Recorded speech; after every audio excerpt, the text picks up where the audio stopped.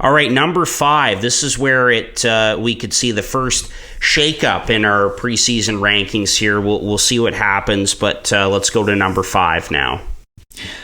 I've kind of, each time here you dish it off to me, I go into a bit of a long paragraph about each team. This is going to be the shortest amount of time I spent on a team probably in this whole series, and I can totally be convinced of a different team in this spot, but I do have the New York Islanders in 5th. Offense, nothing new to talk about. Defense, same. Goaltending, they got a good goalie. They were second in save percentage last year and second in shutouts. Sorokin's going to steal games for these guys. That's all I have to say about this team. Their additions were Gauthier. That's it. So nothing changed. They're going to play the same boring defensive hockey, and they're going to keep the puck out of the net, pop a couple in there. Horvat, they've got him for a full season here, so maybe he'll score some more goals. But I have just about nothing to say about this team who's going to come 5th. Case, would you look at that? We're 5 for 5. I also had the New York Islanders in this 5 spot, but I will say I had a really hard time between this team and I'm assuming the next team we're going to talk about in the Washington Capitals, because even though the Washington Capitals are aging and they lost a couple players, they're still going to be a pretty good team. The determining factor for me, I guess there were 2 when choosing the New York Islanders over the Washington Capitals. Number 1 was just depth on this team, up front and on the back end. I just feel like this team has more depth, and they have players on that 4th line, for example, who play a style that you expect from a 4th line, and I just don't know if Washington has that same sort of depth up front in terms of their role players. They lost a few players, Connor Brown and also a Lars Eller. So I just don't know if I love the structure of that group as much. And then the second thing is just team defense. I feel like even though Washington may have more weapons up front and on the back end and will probably score more goals by the end of the season, no matter where they finish in the standings, I just feel like the New York Islanders' commitment to team defense has them above Washington in my mind. So again, I was kind of the same as you, Case. I was willing to be convinced either way, but I think that's where I'm going to have to go. New York Islanders number 5, Washington Capitals number 6. Harper, thoughts on that? Well, I am going to shake things up a bit in our preseason rankings for the first time this episode. I've got Washington in the 5 spot, New York at 6, but I'll touch on the Islanders quickly. Watching the Islanders this offseason, it was kind of like watching Oprah. You know what I mean? Like, you get a car, you get a car, you get a car. You get a 7-year deal. You get a 7-year deal. So do you. So, Lou Lamoriello, we know that he loves to bet on term. Chad, think back to the 7-year deal that Nikita Zaitsev got once upon a time. Oh. Jesus. And another former Leaf got one on this team in Pierre Engvall. So, love it or don't, this and we obviously don't like it very much. This team has been picked, it's been chosen, and it's going to be together for a long time. But I just, looking at the way that this team plays, I think that, their style of play really depletes the offensive potential of a guy like Matthew Barzal and other guys in this lineup. That 4th line obviously is such a huge part of their identity, Martin, Cizikas, and Clutterbuck, and so you can definitely count on those 3 to crash and bang all year long and in a playoff series as well. And I will say, looking at the forward group, I was happy for a guy like Hudson Fasching, who really took a step later in his career last year and has fit in well with this team. And they've got some underrated blue liners as well, Mayfield, who got locked up, and Pulak and Pellick and Dobson, and that's good. And you always have a chance to win with Sorokin, but just it's the same roster for me. And I like the Capitals better, and especially if they can stay healthy, I got to give them the edge. So I'm shaking it up.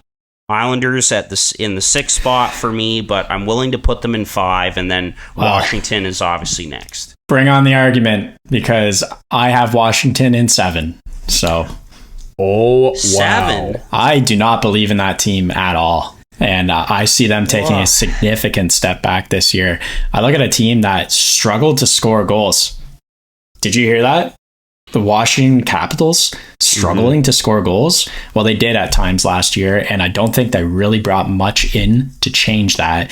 They brought in, the ghost of Max Pacioretty. We'll see if he even plays much this year as their key to fixing the scoring on this team. And then, as Chad mentioned, it's really a team that doesn't play team defense. And if you're not scoring goals and you don't play team defense, and the back end, I think, lacks quality as well, I'll say, in the nicest way possible. I do like Ferravari. John Carlson's good every single year. Happy to see if Rasmus Dahlin can take some spotlight and really step up, but for the most part, it's kind of bland, and it's the same as last year. So I think that a team that is struggling at scoring and lacks team defense, I just see them taking a step back this year as they get another year older, as well as really their strong point is their goaltending. It's kind of it, and at that, they're still, it's not that far above average. It's above average, but that's it.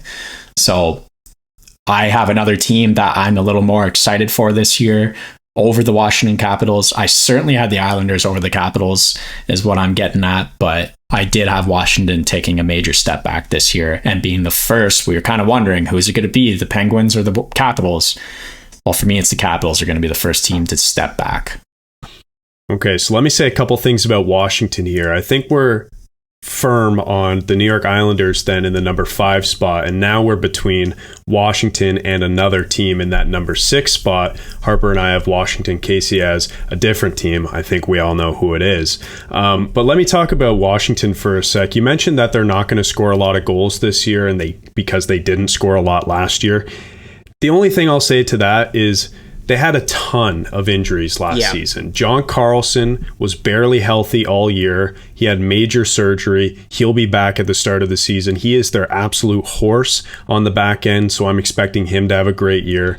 They also added Rasmus Sandin in an elevated role, not Dahlin, by the way. I wanted to correct you when you said that, Case, but Sandin. Yeah, we obviously knew what you meant. You knew what I meant. And in an elevated role compared to what he was doing in Toronto, I think Sandin is in a good position to flourish this season. And though I don't think he'll be in the upper echelon of offensive defensemen, I think he's poised to have a good season, and I wouldn't be shocked if he was in the 40 to 50 point range. And then up front, having a guy like Tom Wilson healthy all season again, I think is a massive addition, if you want to call it an addition to this team. And then another guy, Sonny Milano. I don't know how many goals you're going to get out of Sonny Milano, but that's another player that they added. So I think they will be better offensive than last season.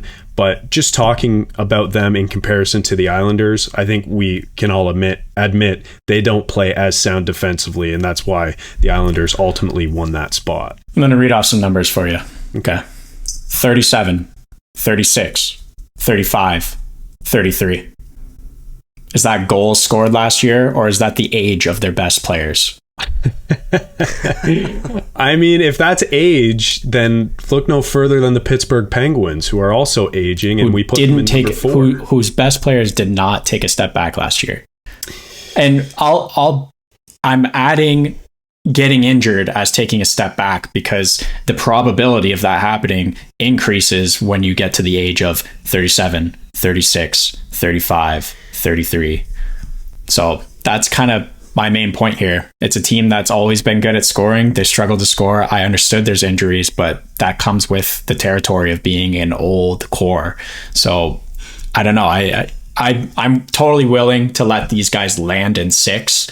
Like, I'm going to capitulate here, but I just want it to be on record that I think that this is the year they take a step back. Boy, do I hope Ovechkin scores 50 goals. Like, that'd be fun. That'd be a cool story. But as a team, I don't think that they made enough moves. And in fact, the guys they lost are going to make way more of an impact on this season than the guys they brought in. So, Chad, can I just jump in real quick? Because I didn't really get to give a thought or two on Washington, so I'll just be super quick. But look, it's an aging core. There's no doubt. It's like the Pittsburgh Penguins. I think we can agree that the Penguins roster looks stronger, and a lot of their veterans didn't take a step back last year, like you mentioned, Case. But I just think that injuries plagued this team last year, and that was such a huge thing. Getting a healthy Tom Wilson back, who's got a fresh new contract, I think he's going to be so motivated to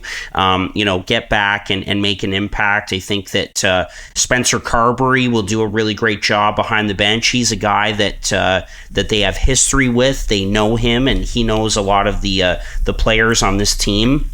But there are a few question marks. Evgeny Kuznetsov has got to come out and have a good year. Nick Backstrom, what kind of shape is he going to be in? I do like the add of Joel Edmondson on the blue line to kind of stabilize things. And Chad, I do disagree with the point that you made earlier that the Islanders are a little bit deeper up front. I will say that I think the Capitals are deeper with that forward group, with the guys that they have that can come in when there are injuries. The Hershey Bears just won the Calder Cup last year, and so the players that are going to get an opportunity to come back in depth-wise, Matthew Phillips, who they just added, who had a really strong year in the AHL last year. Mitch Love, his head coach with the Wranglers, by the way, is on the bench as an assistant in Washington. So there's a guy, McMichael, Lapierre, another year for Protas and his development. Ryan Leonard could make this team as well out of camp if he has a strong showing. So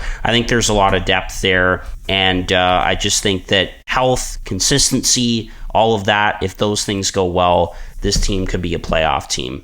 Yeah, my last counterpoint here is that the teams that you play the most are your division. And when I look at who the Washington Capitals are going to be playing, I think that the speed of this team is going to hold them back when they're going to be playing a Devils, Rangers, Carolina 4 times each throughout this year. And when you're fighting for precious points in the East Conference to try to make the playoffs, then you need to be beating the teams in your division. And that's going to be hard when you don't have the speed of the other teams. Even Columbus, the speed of that team compared to Washington Capitals, I'm sure they're going to be able to try to suffocate those other teams by playing the body, but I just don't know how they're going to react to playing the New Jersey Devils when Jack Hughes can outskate every guy on this team. Yeah, and just a point on the depth, Harp. Fair enough. Like, they have a lot of guys who could come in and maybe make an impact offensively.